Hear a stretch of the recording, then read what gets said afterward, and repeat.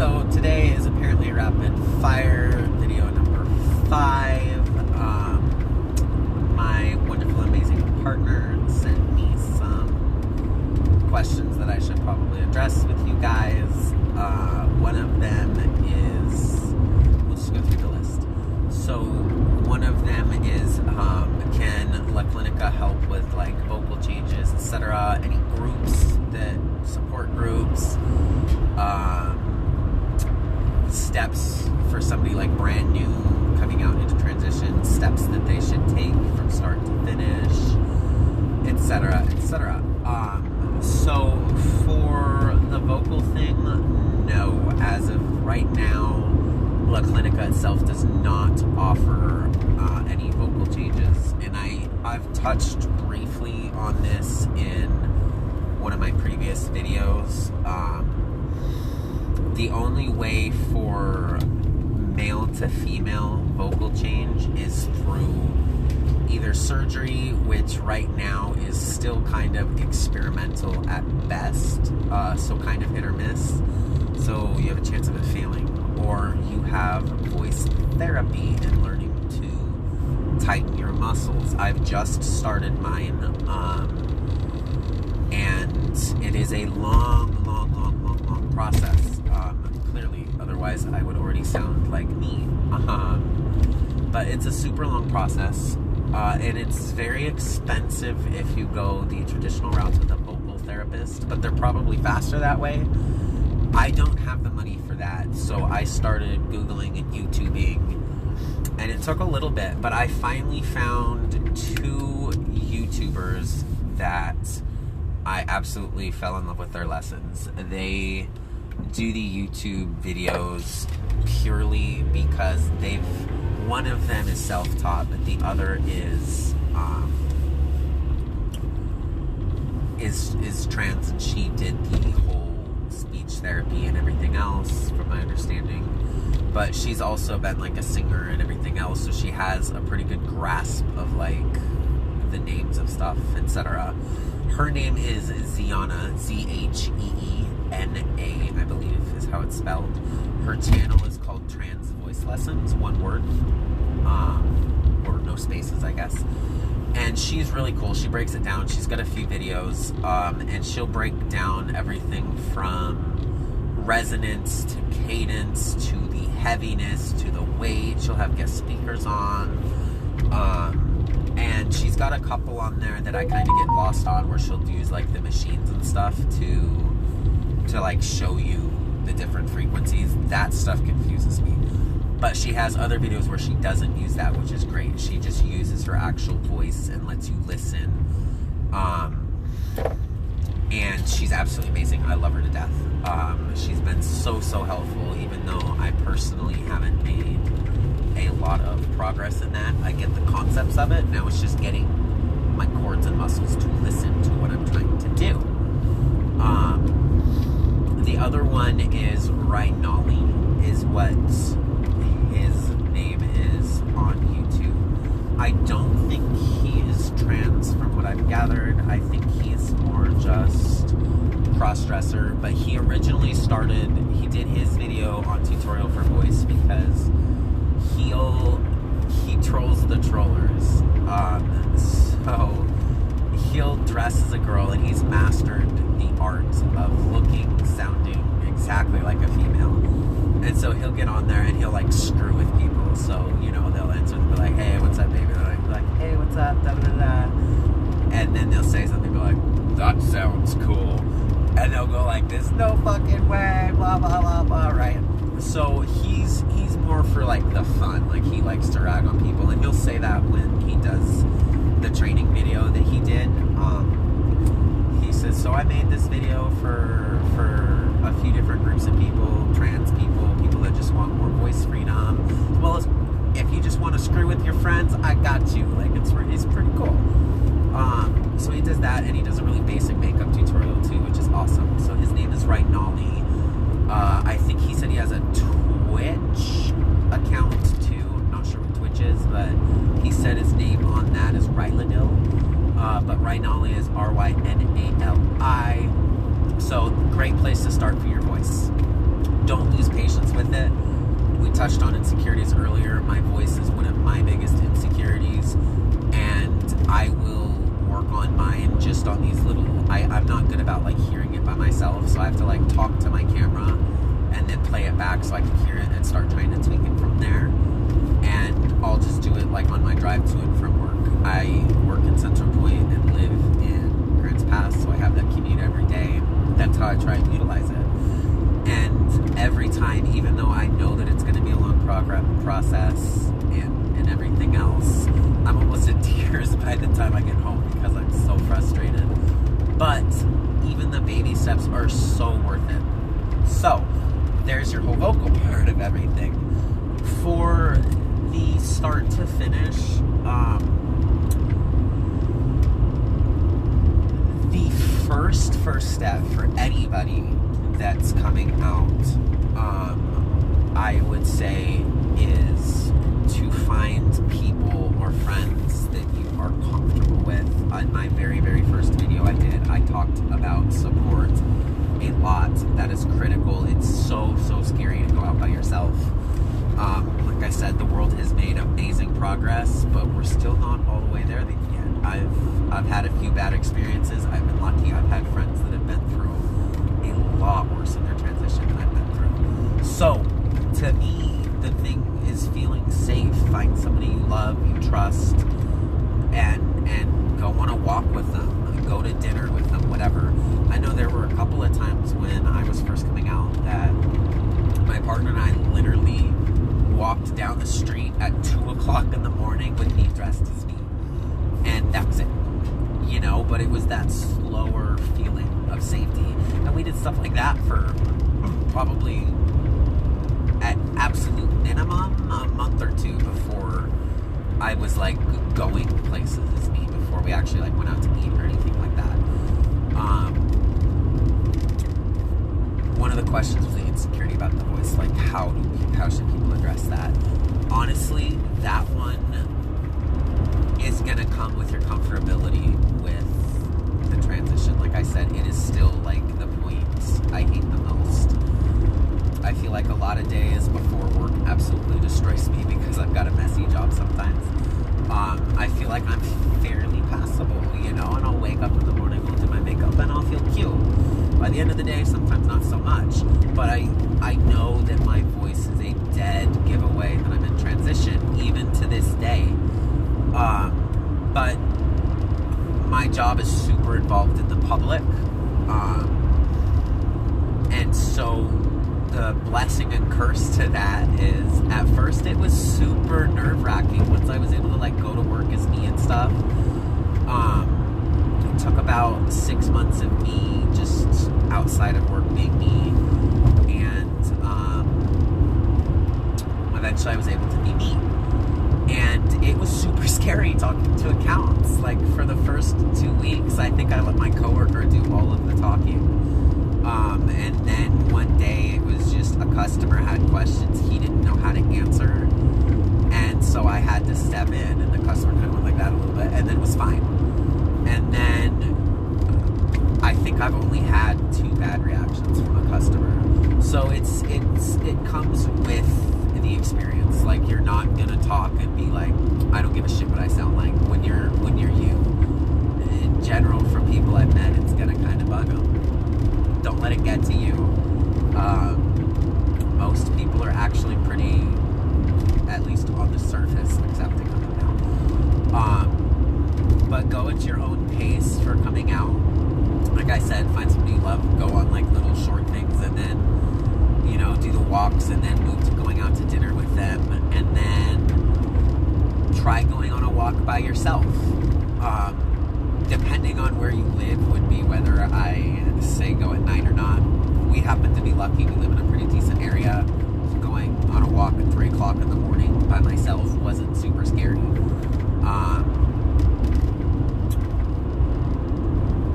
If you believe in your Second Amendment, by all means, pack, if that's what's going to make you feel safer. But just do that. Just do little baby steps. When I first started going out on my own, I would go to Dutch Bros and get a coffee as me, and then go home. Like, that was it. Or go to Walmart really quick so great with everything, and then go home. So those little baby steps until you're comfortable being you. And then as far as actual like steps for stuff to do, my last video I talked about your legal changes.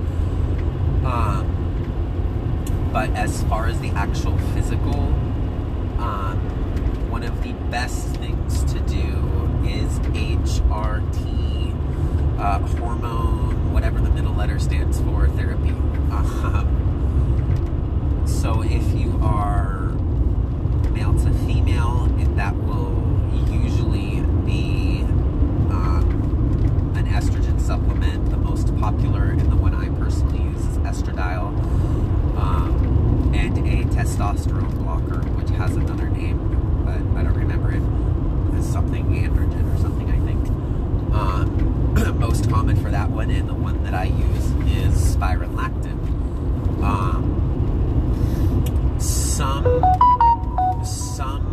trans girls need an additional med. I haven't needed it, so I don't know a whole lot about it. If it comes to that, talk to your doctor. And that's another thing. Do not be scared to talk to your doctor. If you have questions, comments, concerns, that is what they are there for, okay?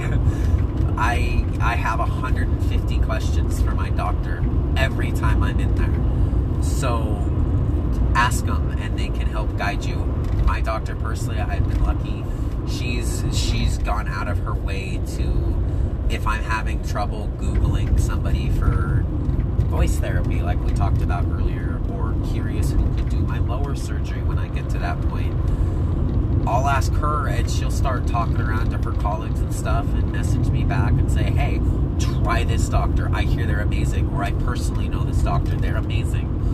So communication with your doctor. They can't help you if they don't know what's in your head. Okay? So first step would be HRT.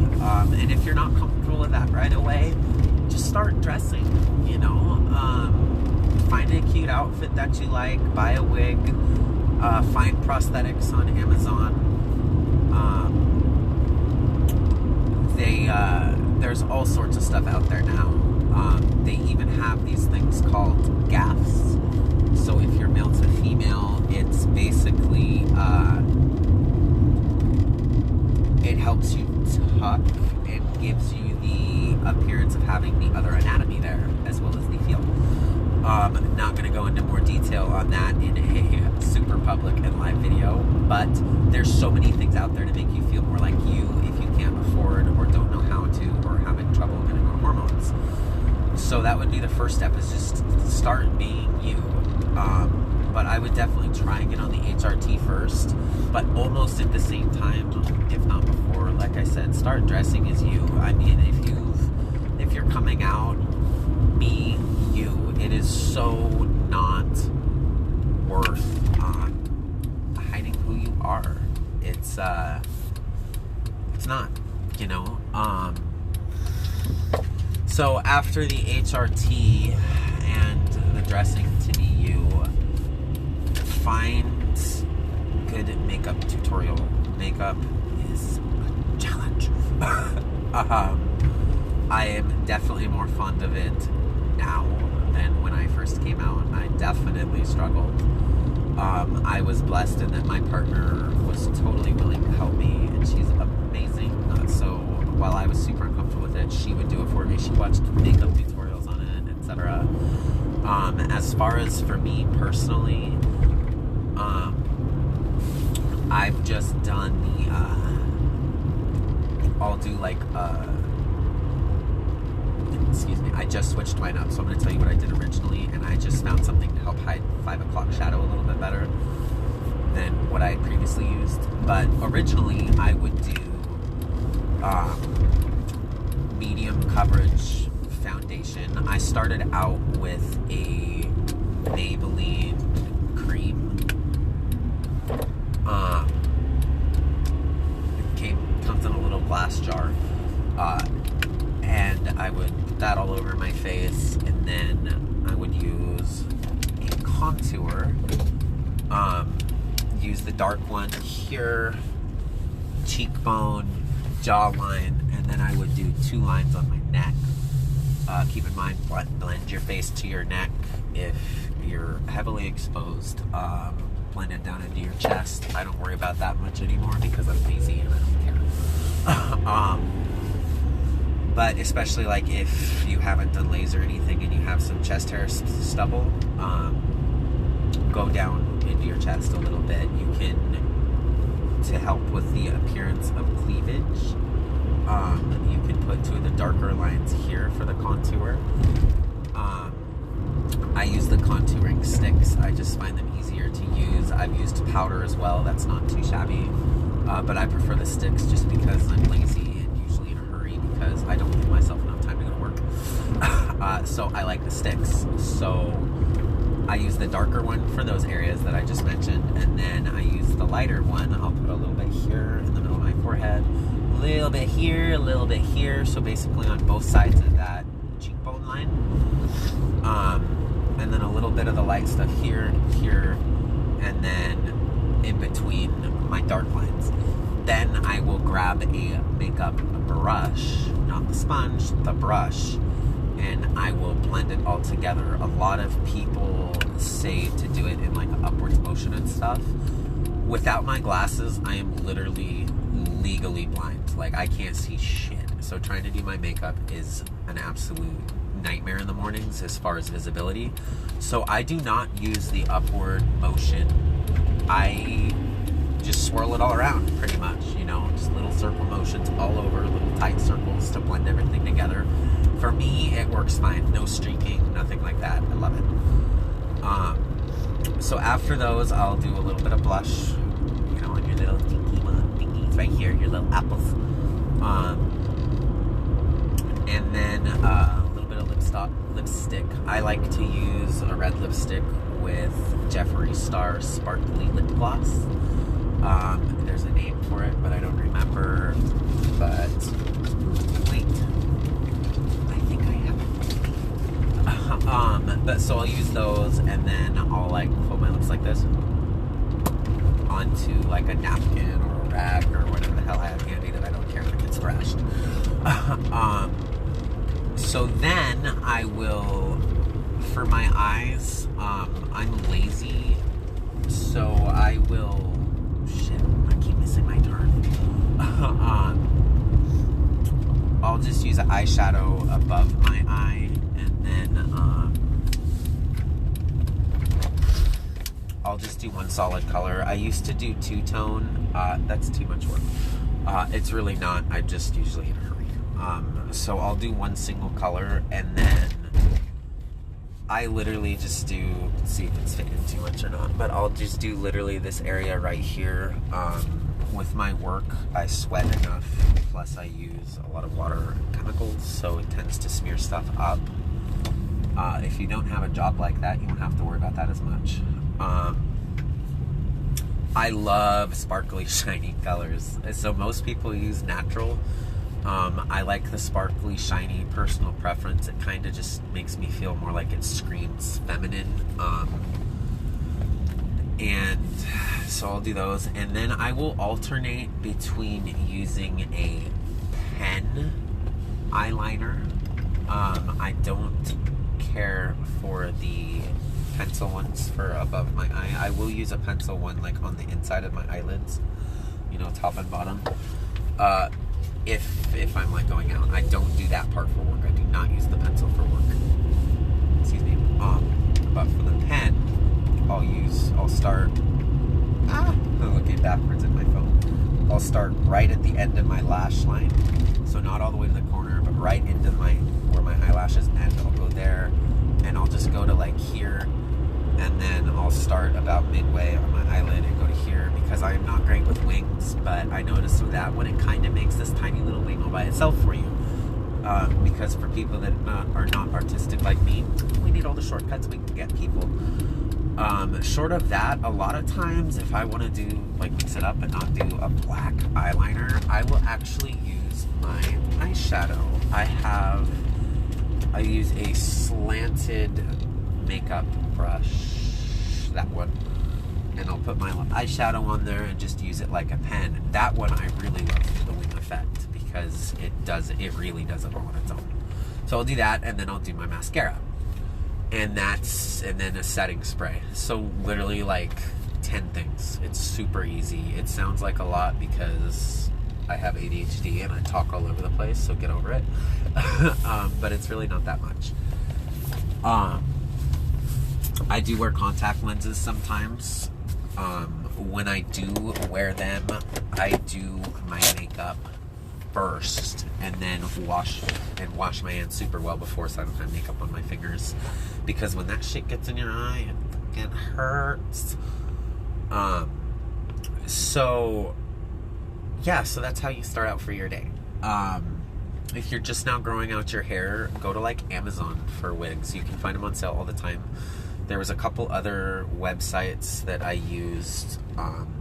Hopefully my sister watches this because she's the one that gave me one of the websites, and it's amazing. They have them on they have like these $300-$400 wigs on sale for like $50 all the time. That'll either be full human hair or half human, half synthetic, or you can get full synthetic. I prefer the half and halves. I feel like they handle the elements a little bit better. For brushing them out, because it took us forever, I burned through like 9 wigs because I couldn't figure out how to get them unknotted. Like I said, I have, for as far as makeup or hair goes, my job is a nightmare on them. So my wigs would knot up and I couldn't figure out how to get them to detangle. So once we figured it out, because there are so many detanglers out there, but they're expensive, we found out to use fabric softener in a spray bottle, and you spray it on there, you brush it out, you spray it on there, you brush it out, you spray it, brush it, blah, blah, blah, blah, blah, until it's all silky smooth. Keep it on a wig head. I do not like those little plastic ring ones you find on Amazon. Great idea, terrible design. I don't like them. They collapse, they don't hold it good. Get one of those nifty little styrofoam heads on a long stand, so it'll stand like 2 feet tall. But Amazon has some good wigs too. Again, look for the half and half synthetic and human hair, about $80. I'm trying to remember the rest of the questions that I was asked to address. Well, we'll start with that. If I think of the others, I will make another video. But anyways, you guys have a good day. Maybe I'll see you again tonight. Maybe tomorrow. We'll see. Hit me up with those questions. Bye.